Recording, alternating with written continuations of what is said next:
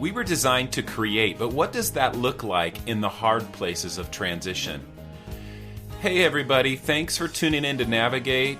The vision I have for this show is to encourage and resource all you listeners out there who are facing some kind of transition, whether that be personal or professional. And if I haven't hit on a topic yet, something transition related that you'd really like to engage with, would you reach out and let me know? I'd love to hear from you, get your feedback, get your input, so we can approach this important part of life from every angle possible. That being said, I think you're going to hear some things today that we haven't touched on yet. Transitions can be packed full of creative moments and opportunities. Today we'll be having a conversation with Sara Simons as she talks about creating new in transition seasons. Sara, together with her husband Jeff and 2 children, have resided in Malaga, Spain for the past 7 years. Sara has spent the last 10 years working as a cross-cultural transitions coach, and before that, 7 years working for Young Life Ministries, both stateside and in England. Sara has her own coaching practice called The Way Between, where she creates resources and workshops using life planning tools, art, and movement. She holds a bachelor's degree in psychology, a master's in intercultural studies, and coaching certification. She loves to come alongside global workers in difficult transitions, helping them discover and co-create their unique path forward, especially if it can be done in nature or while traveling. If you're in any kind of transition, there's some real opportunity here for some perspective shift and just some great encouragement for our listeners today. So listen in as Sara and I talk about creating new in transition. Thanks so much for joining me today, Sara. Thanks for having me. I'm excited about this conversation. Yeah, so am I. And it's really cool because we just recently met and discovered that we have a lot in common just in terms of what we're passionate about and the coaching world and that we've been a part of and how we integrate that into our ministries and the things we do. So I'm really excited too. So yeah. So just kind of maybe we can just open it up. Tell me, where do you live now? Yes, my husband and myself and our 2 children live in Malaga, Spain, and we've lived here for the last almost 7 years. Very cool. So the last 7 years, and so that's obviously you've lived in Spanish culture for quite a while. Where did you live before that? What are some other places you've lived? Yes, good question. I've lived a bunch of places. Before that was California, and that to a lot of Spaniards is the most interesting. So I say I'm from California, even though I grew up in Minnesota, and I've also lived in England and Colorado and Portland, and lots of different places. Yeah. So why is that? Why is California? Why does that strike a chord in Spanish culture when you tell people that you're from California or you've lived in California? Yeah, it's really relatable for people. Yeah. They often will say to me, it looks a lot like here. Why did you leave? Or, wow, California, we know so much about it from TV or the movies. And so they just are really interested in it. And it sparks a conversation. And they might say, I've never met anybody from California. That's amazing. Why did you come here? Yeah. Well, my wife and I just, I haven't done this. I haven't spent too much time.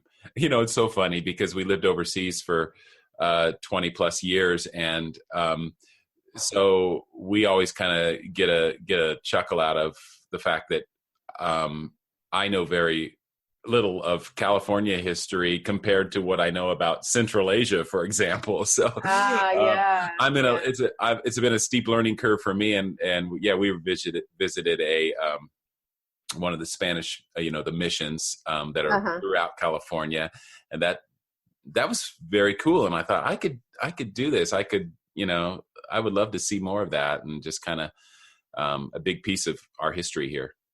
Right.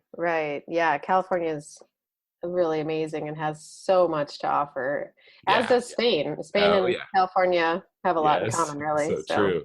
Yeah. So how has Spanish culture impacted or changed you? 7 years is a good time, good amount of time. yeah, my daughter was born here. My 5-year-old daughter was born here, and my son and daughter both are really fluent Spanish speakers and pretty Mhm. much Spanish at heart. And so Mm. it's impacted our family to a great degree. Yeah. And this is all they've really ever known of home. And Mhm. so for us, this is where we have been raising children and where our family calls home currently, and where my kids will likely consider home. So Mhm. Spanish culture in particular, they're very warm and welcoming Mhm. people, and we've just really felt embraced by the people, the culture. Our language is always ongoing in the learning category, so we feel like that's always a stretch for us because we work in English. But we believe probably the biggest impact for us is the invitation to rest and just the Mm. culture of what they call tranquility. So they often, our friends will say, tranquilo, Sara, tranquilo, which means just relax, it's okay. Mm. And so that for us has been very welcoming and just a different pace of life, and welcomes and invites us to, yeah, you know what? It actually will be okay. So, Yeah. yeah. That's great. That's great. Yeah. Yeah. So it in that rest allows for a greater depth of relationships, I'm sure, and taking time for people and all of that, which so many cultures seem to be better at than we are, I think. Yeah. Yeah. When somebody says yes, they're going to be there, they really commit to 4 or 5 hours. You don't know the end time to an Yeah, event. yeah, yeah, So you don't yeah. really plan in 2 or 3 different events on the same day, and you really get a commitment. But then you might not see people for a few weeks because of that either. So, Okay, yeah, yeah, yeah. yeah. You mentioned rest, so that's I'm thinking that will probably come into our conversation at some point today. Yes. But Yeah. so tell me a little bit about what you do from a work ministry perspective. Yeah, from a work ministry perspective, I say I help people create their way out of stuckness, Mm, especially in transition. And so I offer creative, holistic life planning for global workers in transition and come alongside of them to utilize their whole brain and offer some right brain tools, both in art and in movement. But at the okay. bottom line is I help people create their way out of stuckness. So Okay, cool. Okay, so those are that unpack that a little bit for me because there you threw in a few pretty pretty powerful power packed words there. Holistic, creative. hmm What hmm what else? yeah. Yeah, well, let me back up just a minute. Yeah. I will say in my own recent transition, I Okay. experienced a lot of confusion and feelings of stuckness. Hmm. And I knew that the place and position I was in, my role that I was in, needed to change. I wasn't thriving or utilizing my gifts to the fullest at the time, despite having worked with people in transition for about 10 years. Okay. So here I am needing to really live out what I believe, right? This is what we get Mm, invited to all the time. So I felt like I really didn't know what was next, and I didn't feel supported to pursue that necessarily. So where I could normally think of my way out of a complicated situation, or really process hard enough to figure something out, I really couldn't do that in this situation. And so I came up mhm. short. Okay. And so for me, what I kept leaning into, and I felt the invitation to lean into, was more daily being present and really right brained type of activities. And when Mm, I say that, I mean the non-logical, non-linear type yeah. of access to our brain. And so it's Mhm. more of the creative side of our brain. Yeah. And so I could say quite a bit about that, but that was for me in my own recent transition, my invitation to how to engage and how to really bring in the integration of my whole self into transition. And that's what I had been doing to some degree with people, but man, when you live it out, right, viscerally, you experience it, and it's a completely different ball game, and you go from what could be anxiety producing. And I experienced a ton of anxiety, panic attacks, even claustrophobia. I'd never experienced that before, because I was just really paralyzed in a lot of ways emotionally. But when I would take myself out of the brain processing, overthinking, and really get into my body or get into my heart, it was a completely different experience of processing, from the overwhelm into the creating something into creation. So and so there's that in a big transition, whether that's maybe an internal transition that's going on, you're not really sure how that's going to play out externally, which often is the beginning of big transitions, or some place we feel stuck. What I hear you saying is that from first kind of that whole creative side, the right brain piece, that whole area kind of broke you out, focusing on some of that, getting in touch with the body as well, and just kind of engaging those parts of ourselves that we may not default to normally. That is an area that you've seen for yourself, and now as you're helping others kind of come out of an area of stuckness, a place of stuckness. Yes, exactly. That's so cool. That's great. So I'd love to kind of talk more about that, but what do you love about what you do? What do you love about this area of coming alongside others in this way? Yeah, I love seeing people thrive, and I love watching them really get into their sweet spot. I love seeing people tap into who it is that God created them to be. I think it's so cool as creative people that we were created to be, that we get to access the Creator. And for me, I just am in awe that we were the only thing that He created in His image, but also that He created with an imagination, or He created with the ability to co-create. And so for me, I just love watching people co-create. I love watching people come up with some new insight or some new way of approaching a complex problem. And living into their unique signature or their unique fingerprint in the world. That's what I feel like I'm supposed to be doing. Yeah. And so in the global community, global workers, missionaries, sometimes I think maybe people come with the assumption that, well, they've answered the call, they've got, they must be in their sweet spot, just kind of that assumption. But is that necessarily true? Yeah, that's a great question, really. I think the answer is probably yes and no, that they have answered it to some extent, but maybe their unique take on what it is that they're being, introduced to or invited to has not been flourished or isn't blossoming yet.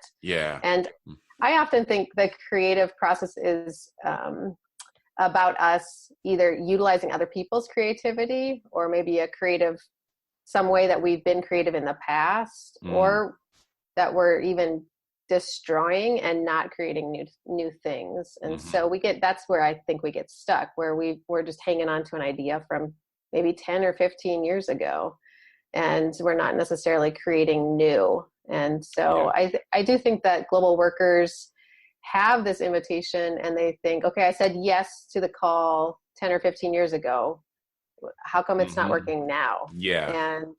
And that's where, you and I probably meet people similarly in that, and we see them burning out, right? Because they're not operating in their best giftedness set. And Yes. so in that, we get this opportunity to come alongside of them and say, oh, let us help you not burn out. We want to help Mm-hmm. you create. We Mm-hmm. want to help you thrive. We want to help you. I like to help people think outside the box. How do Yeah. we Yeah. come alongside of that? If they're called to something specific, then maybe it's just another tweak on that. Yeah. Or maybe it's a completely different merging of a concept with something that they're already doing. Mm-hmm. So Mm-hmm.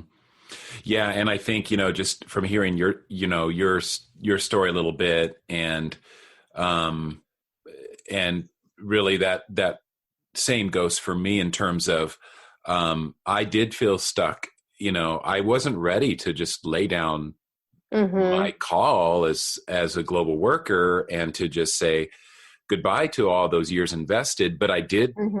I did come to a place where I was like, this isn't working anymore. There's something else. Right, And right. I needed to discover that. And the Lord brought, set me on a journey of discovery.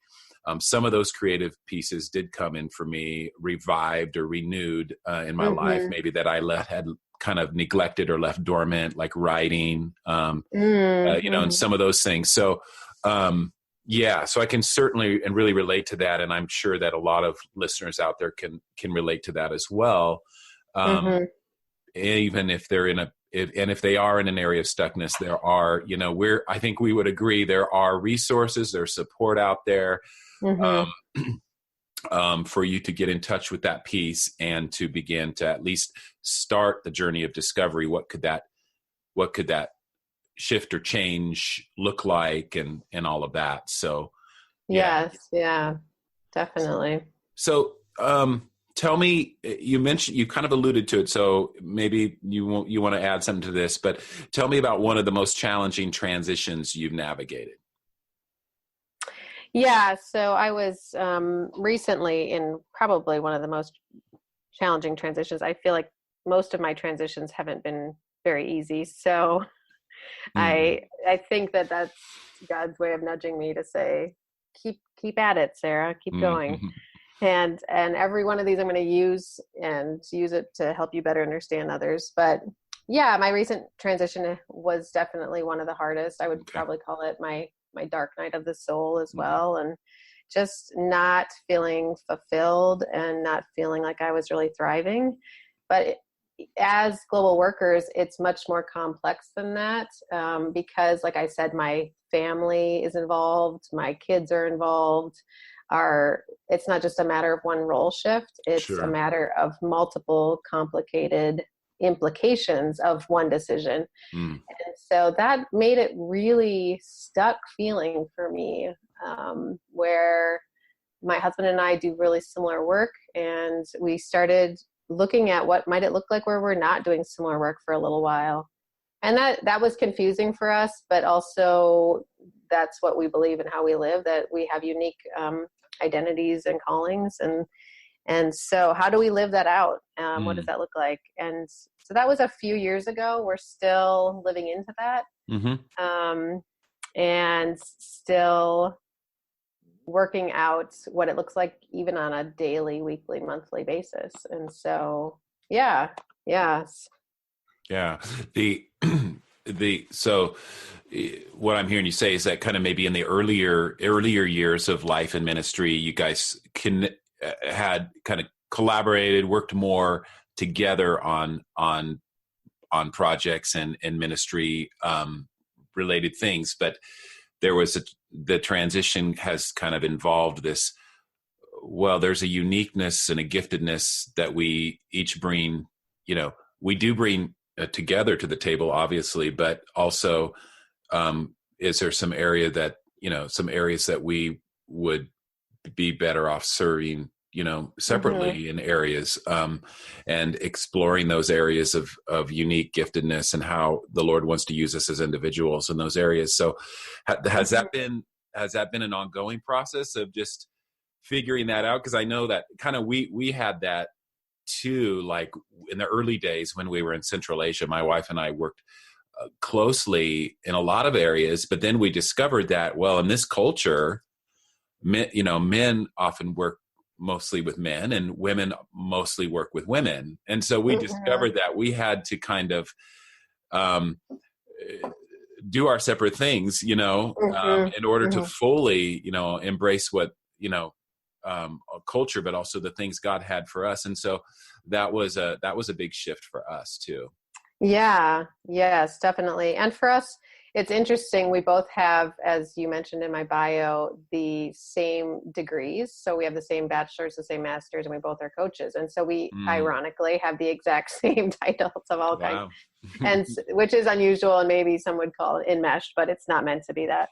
So we just continue to find ourselves in similar likeness of work because of our history and our experience and our background of education. Yeah. And so here we are now at this point in life, but also at this season in life when I have younger children. I said a 5 and 9-year-old, and just finding that the expression of that work looks different in this season. Yeah, the expression. Yeah, I like that. And there are certainly seasons, and those seasons, the expression of how we go about serving and fulfilling our roles can take on its different shapes and forms during those times. So, right. So are you mentioned the creative piece. Are you naturally creative and artistic? And if so, in what way? I love that question. I have lived my life not thinking I was creative. I have a super creative sister that I've always compared myself to. She's 18 months older than me, and she had the best ideas when we were growing up. And she would come up with an idea like, let's have a skating party and invite all the kids in the neighborhood, and we'll charge 25 cents for them to come, and we'll give them this and that, and we'll create this and that. And I was along for the ride, and I'm one of 5. I'm the middle child of 5 kids. And so I kind of was along for the ride. And yet I have come to learn and discover I actually call myself now a creative catalyst. And I think that was probably my role with my sister as well. And seeing I really would support her, and I would say, yes, I'm here alongside of you with that. And I call myself an idea person as well. That's probably one of my top strengths that God has given me. And so I'm more of a creative thinker. And the way that I live that out has been intention. It's been hard to reconcile that. Do I call myself an artist? What type of art do I create? What is my medium? And so that's something I've wrestled with as well as an adult. My husband is also extremely creative, and he'll often say to me, this came about because it was your idea, actually. And I think, the catalyst piece there. Yeah, exactly. So I believe we're all creative people, and yet we have to wrestle with what does that look like as the artist in our everyday life. And so, so to answer your question, I do believe God created me creative, and probably always was creative. And yet the way that it looked in form and shape was probably different than what I would have chosen. And yet now I'm living it out in a really fun come alongside. Yeah, you are. Yeah. And I loved just kind of the contrast between, what you said, growing up years, being a middle child, and you said I was kind of always along for the ride. So going from along for the ride to creative catalyst, that's a cool just picture there, to be a creative catalyst, and to see that creative piece come out in yourself, but also to be an idea person to help others in that journey. And I would add to that too, one of the most fulfilling parts of what I'm doing now has been to create spaces for people to create. And so coming out of my own tough transition, I entered into a sabbatical. And from that time, it was really this unique opportunity to meet with God, and just to be like in this kind of angsty place of, what do I do now? And lots of questions, but I rested and I played and I came back to reevaluate. And so that's what I believe everybody should do in transition, to utilize their creativity. And I can talk more about that, but I felt like one of the things that came from my transition was this beautiful opportunity to create some new things, some new ways of meeting with people in transition. And so that was just this really fun discovery for me. That came from it. So yeah, that's cool. And so I often also talk about with people I coach going through transition and stuff, about the potential for creative moments and opportunities in seasons of change. So there's the creative moments, there's the creative opportunities. And I hear you saying the same thing. And that's definitely, it's a focus of what you do. So what does that look like? Okay.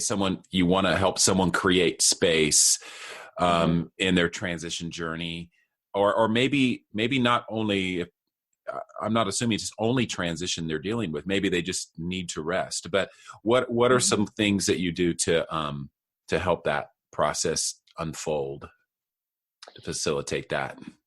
Yeah, so I would suggest what I was just alluding to.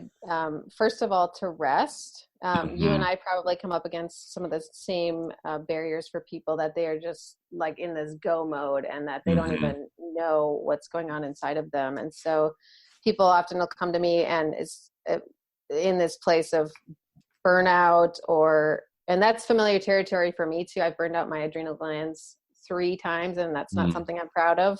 It's really something that I've had to be aware of and say, this is my release of control and my invitation to rest, and to really acknowledge my limitations. And so I think rest is such a key part of it, to take a sabbatical, to listen to what your body's saying, to listen to any of the lights on the dashboard that are indicating that we've done too much. I think people will often say it's impossible to take a break, and yet I feel like it's necessary. You're either going to do it now or you're going to do it after the fact that you burn out. And so I just strongly encourage people towards that. And I find it really interesting. This is a really fun example that I came across here in Spain recently. There's this restaurant, Mugaritz, it's called. They're number 9 in the world for the best restaurant. And I can't say that I've been there yet because of that. But they say they close for 4 months every year. So they take 4 out of 12 months to take time off, because they understand if they want to do something really important and creative, that they have to stop and rest and reflect and discover new ideas. Wow. And I just found that to be a really powerful example for me of the creative process, and that need for the incubation period that you see in the creative process. And that's what transition is. It's really that time, that pause. I would say, secondly, probably the most exciting part for me is the play aspect and element, and just encouraging people to create, just to break out of boxes, try something new, take a risk, be curious. If that means they are doing that in a sabbatical or in a time of rest, I think that allows them some opportunity for time. That might mean taking a new class, or a twist on something that they've always done or liked doing. I think helping people surround themselves with creativity. I know for me, if I need to write something, I go to some of my favorite authors. Like, they just have a way of giving flair to words and playing with words in a way that I get really stuck with. And so I look at them as my mentors in creativity. Mm-hmm. Or if I'm going to create a new recipe, which I don't often, but if I want to, then I go to read some new recipes online. What are other people doing with this? So Yeah. and I also think just having a sense of humor and not being afraid of failure, just trying something. And that, for many of us, and probably most of us, is really a painful, difficult, scary place. Probably laden with some history there that we need to acknowledge and tap into a little bit. But I'm reminded that most people's success rises out of the ashes of failure, and that if we get that opportunity and we take the opportunity, even if we fail, we gave it a chance, or we gave it a shot, and yet many beautiful new things come out of just making that attempt and executing something new. So that's good. Yeah.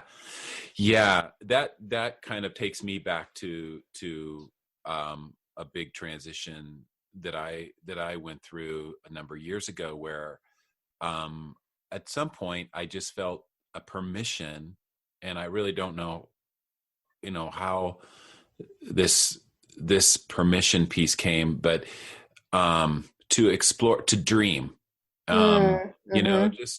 just to dream for the sake of dreaming, not that I had to, set goals around those things that I was dreaming about necessarily. Right. And the truth that there did some goals, some life planning and goals did come out of that, but that wasn't the motivation for me. And so I think that's a creative piece, the dreaming piece you create. Right. And so it kind of goes along with what you're talking about, is rest, and play. And when you do those things, they're just open, like you said, create space. And so for me, that just the dreaming for the sake of dreaming, it really was helpful, just what could be, what could this look like? Exactly. And that's actually what I would say third, after resting and after playing, is to take a period of reevaluation. And then you have that opportunity to dream, like, what are my longings? What have I been desiring? Just actually tapping into those unmet, unfulfilled dreams that you've had. And I think applying what you've just learned to what you already know. So if you do take that time to play and to explore and recreate, almost like jazz or drama or dance, you're not talking about something completely new, but you're talking about a connection of ideas and a recreation of ideas. Good. And so you're getting this opportunity to, what if, what does this look like if? And like you said, just the giving yourself permission to dream, applying what you've just learned to what you already know, and not necessarily coming up with a new idea, but connecting ideas. I like that piece. Yeah. Connecting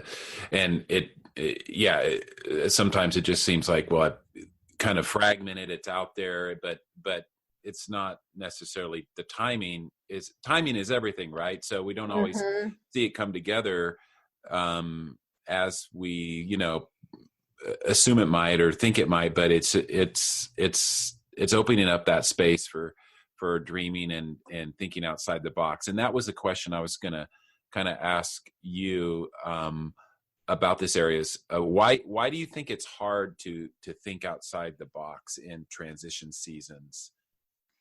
Yeah, I think there's a number of reasons it's hard, but especially in transition, I think we can get kind of pragmatic, right? We need to have an answer. What are we doing next? Yeah. Where are we going next? How are the bills going to get paid? It's sort of that pressure. And that's why I go back to, if we can actually take a season of rest and take a sabbatical, or be given that permission to play, that is the space that's often needed. I think too, being afraid to fail. Gosh, what if I step out and I'm not that person anymore? What if I'm something different? What if this looks completely different? What if I'm not called to be in this specific place? Yeah. It's a scary step of faith. And I think many of us have self-limiting beliefs. I know, like I said, I compared myself a lot. My husband's really creative, and he, almost anything he touches, he can create something new from. We got to Spain, and he all of a sudden became a woodworker. I was like, where did this come from? You can create out of recycled stuff. Like, how did this happen? Where did this come from? You know, we were just showing up at wherever the leftover things were left. So that's very common in Spain. So I think comparing ourselves to others and listening to those self-limiting beliefs, which could come from others and could come from ourselves. So tapping into where do those come from, and how do I actually live into what it is that is true about me, that God has created in me. Yeah. And do you think sometimes it's also like how, if I start thinking outside the box, if I start looking at these things, how is it going to impact my family and those around me? Yeah, You know, definitely. that's, Breeding the discontent a little bit. yeah. Mm-hmm. Just, and how is that going to impact them? Do I have, is that even a responsible thing for me to do? Yes. Yeah, definitely. Yeah. Definitely. Yeah. And so that's a challenge, and creating space for that, going back to, creating space, rest, like you said, for that is so important. What are some things that you found helpful to you mentioned limited thinking earlier on in our conversation. So what are some things you found helpful to break us out of the limited thinking and transition in order to really engage that creative process? Yeah, for me, I sort of gave myself the space to write, and just a free write. And not, like you said before, not to have it was to be in process, not to have a end goal. It's not for performance.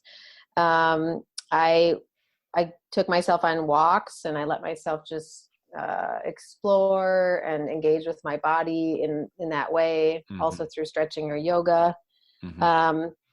And I think one of the most important is to have people alongside of you, to help give you that real perspective of what is going on, and it's going to be okay. And I've been there, and there's beauty on the other side of this darkness and this pain, and just helping to really engage with your thinking, and to break open some of the negative thought patterns, or the is this really going to affect my family in all these negative ways? Like, what if I do this? Is it going to be okay? And, just the coming alongside and the having the community of people in it, I think is really huge. Yeah. You can't underestimate that. Yeah.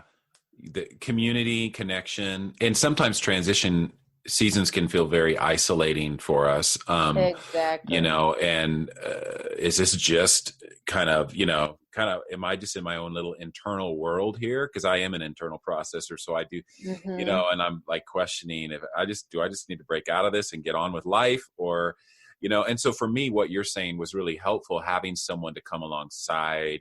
And this make sound like a commercial for our work here, but no, exactly, for what you and I do, but it really is important to have someone coming alongside, asking the right questions, helping to open up just a new perspective, giving us permission if that's what we need, just some of those areas. So yeah, totally agree. Yeah. And validating that it really is painful, and it's hard, and it's complicated. I think especially for global workers, it's very complicated. It has so many layers. You're not just talking about a role. You're talking about a geographical location and a family being impacted, and, and so it really, the validation is an enormous piece that we can't overlook as well. And why we do what we do, right? This is something that others have done for us. And so we've seen the value in it. Right. Yeah. And that's come out. Yeah. It's come out of just a personal kind of story, and as I've heard you share your transition story, and as I've shared bits and pieces of mine, through these podcasts. Just really, it comes out of that experience, that transition journey we ourselves have been on. You mentioned this whole, you've mentioned a number of times this kind of creative process. And I like what you said when we were talking about, well, what will we talk about in this conversation? I mean, you said something that really, really stood out to me: creating new in transition. And I love that, just that phrase, creating new in transition. And some of that I think we maybe already alluded to, but is there anything you want to add to that? Yeah, I think that for me, when I've started to unpack what is it that is happening inside of us, like our right brain and our left brain, when we're in stuck places. Okay. I think that for me, the research behind that has been fascinating to just see that developmentally we've shut that down a lot of times because of the way that we need to engage as an adult and as we have to think and get life done. And yet we were created with both sides of our brain to utilize both sides of our brain. And just being intentional about tapping into that in these times. I think that the transition process really parallels the creative process, which the creative process, you probably know, includes the 4 stages of preparation and incubation, illumination, and implementation. And I think the transition process, like Terry Walling talks about, is really similar. Terry Walling in his book Stuck, and includes those 4 in a slightly different verbed way: entry, evaluation, alignment, and direction. So the incubation period being what I consider the transition process for a lot of people. And that can be months to years, but it is really where the beauty comes from in this season, what can be really lonely and isolating. Somebody said to me in the middle of my transition, the most beautiful art is created in isolation. Like, it's created when you're alone, when you're in the depths of like all of the feelings and often in pain. And so it's this mirroring the transition process and the creative process for me, that grand pause in that opportunity. If we can really shift our thinking to see it as an opportunity instead of, we're going to be stuck here forever, abort, I don't want to stay here anymore. Yeah. But what an opportunity it is to really lean into the creative side of us, if we can see it that way. Yeah, that's so good. I love that. And that actually brings me back to literal interpretation of that, the incubation, because one of the hobbies I had growing up, and I revived when we were overseas, was actually incubating eggs. And so I did this with my children growing up. They were younger, and I found an incubator and set it up, and we started incubating chicken eggs, and and they, of course, they were in awe when the whole process, but not to abort the process, because if even if you see like I recall sometimes when we would see a crack in the egg, meaning that the chick was trying to get out, but they were trying, but we'd be looking at the egg, my kids and I, and we'd say, can you help the chick out? Can you help it out? No, you can't do that. They have to gather enough strength and to come out on the other side of that. They need to go through the process, and so not to abort that process, that incubation process, that season of being in there in that space is so important to see beauty on the other side. And that's really good. I get a full body feeling on that one. That's good. Not that long ago for me, but it is so true that the beauty that comes from it at the same time. Yeah.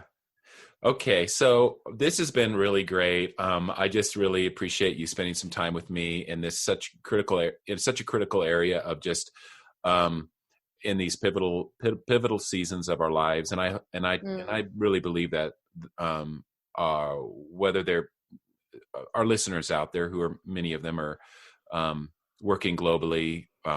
They're navigating tough seasons. They're in geographically tough places. But they're also whether going through internal transitions, or things that are happening externally, even forced transitions, Right. rug pulled out transitions. So I think there's a lot of good things in here that we can. I know I want to reflect on myself on this conversation we've had today. There's been some really good things.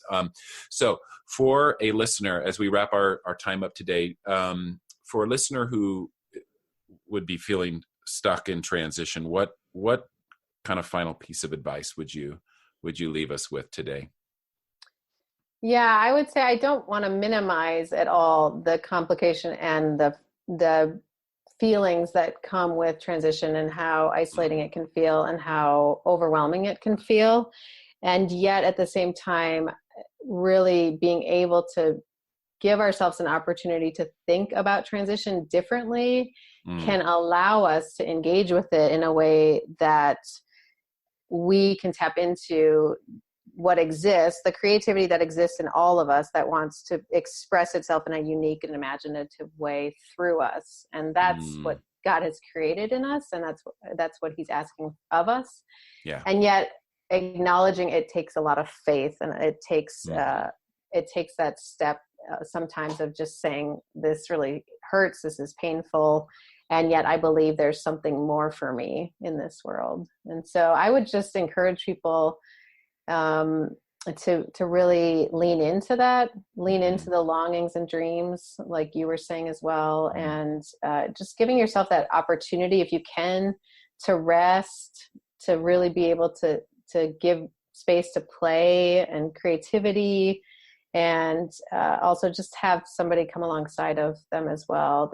Those are the three things that I really recommend for people. Great encouragement.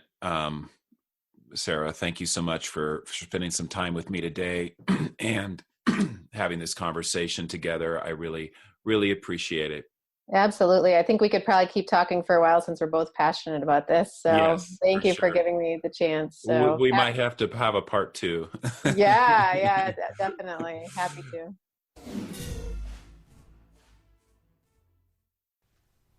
Hey, I want to encourage you to check out Sara's website at thewaybetween.org and take advantage of all the great resources she offers.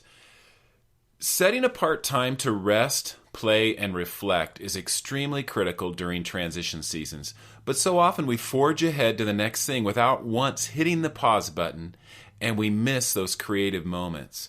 What would it look like to have that creative space that you need for a winning transition? A coach is someone who comes alongside you in your journey to help you create space and engage those creative moments in transition seasons.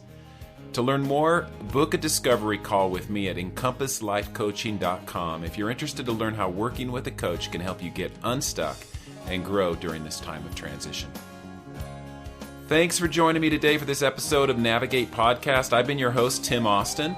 And if this has been helpful to you, would you mind rating the podcast, writing a review, and sharing on social media?